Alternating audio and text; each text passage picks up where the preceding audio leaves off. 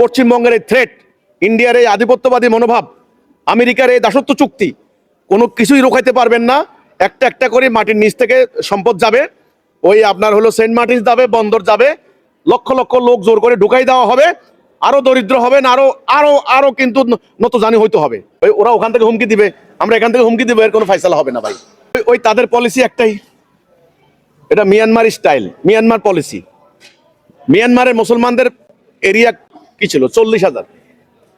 40,000 বর্গ মাইল। এই 40,000 বর্গ মাইল বর্তমানে তাইওয়ানের সমান মুসলমানদের বাড়িঘর। শতাব্দীর পর শতাব্দী বংশ পরম্পরায় তারা সেখানে বসবাস করত। সেই মুসলমানদেরকে বিতাড়িত করে দিয়ে বাংলাদেশে ঠেলে দিয়েছে, বলছে এরা বাঙালি। একই সুর তুলেছে পশ্চিমবঙ্গের হাজার হাজার মুসলমানদেরকে এনে বাংলাদেশে ঢুকিয়ে দেওয়ার। ওই প্যালেস্টাইনও কিন্তু এটা হয়েছে। এখন এর সমাধান কি?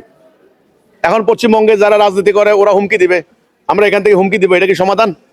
এর কি সমাধান হবে? এটা সমাধান হবে না। আমি বলেছি সমাধান আমার কাছে আছে।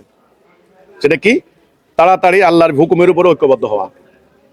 একজন নেতা, একটা আদর্শ, এটা লক্ষ্য। ঐক্যবদ্ধ হওয়ার পর তখন 100% আপনার অধিকার আপনি কায়েম করতে পারবেন।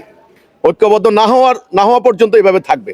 আপনি দেখেন বাংলাদেশে যারা রাজনীতি করত, আপনি দেখেন এই যে পশ্চিমবঙ্গের শুভেন্দু অধিকারী, ওনারা মানে বিজেপির নেতা, বিজেপি ক্ষমতা আসুক, তৃণমূল মমতা হেরে যাক, এটা বাংলাদেশ থেকে কিন্তু অনেক দল চায়নি, চেয়েছে, তারা মনে প্রাণে চাইছে।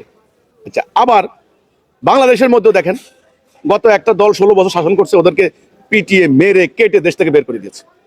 ওরা এখন প্রস্তুত দেশে ঢুকবে যে কোনো ভাবে। ওকে, ঢুকলে কি হবে? মানে কেয়ামতের আলামত শুরু হয়ে যাবে বাংলাদেশে, কোপাকুপি নতুন করে শুরু।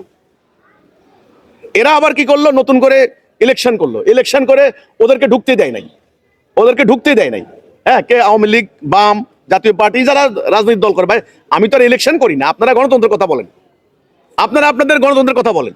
আচ্ছা, তাদেরকে আসতে দিলেন না, আপনারা ইলেকশন করলেন। হ্যাঁ, জাতীয়তাবাদী ইসলামী দলগুলো ইলেকশন করলেন। ইলেকশন এটা কি এক পেশে হয়েছে না? এক পেশে হয়েছে কিনা? হয়েছে। এখন কি হবে ফলাফল? তো কাজেই পশ্চিমবঙ্গের এই থ্রেট, ইন্ডিয়ার এই আধিপত্যবাদী মনোভাব, আমেরিকার এই দাসত্ব চুক্তি, কোনো কিছুই রোখাইতে পারবেন না। একটা একটা করে মাটির নিচ থেকে সম্পদ যাবে, ওই আপনার হলো সেন্ট মার্টিন যাবে, বন্দর যাবে, লক্ষ লক্ষ লোক জোর করে ঢুকাই দেওয়া হবে, আরো দরিদ্র হবেন, আরো আরো আরো কিন্তু নতজানি হইতে হবে।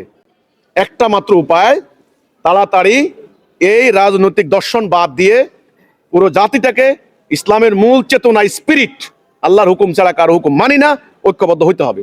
ঐক্যবদ্ধ হইলে তখন পরবর্তী সিদ্ধান্ত কি হবে তখন দেখতে পাবেন। এখন এইভাবে কথা বলে কোনো লাভ হবে না।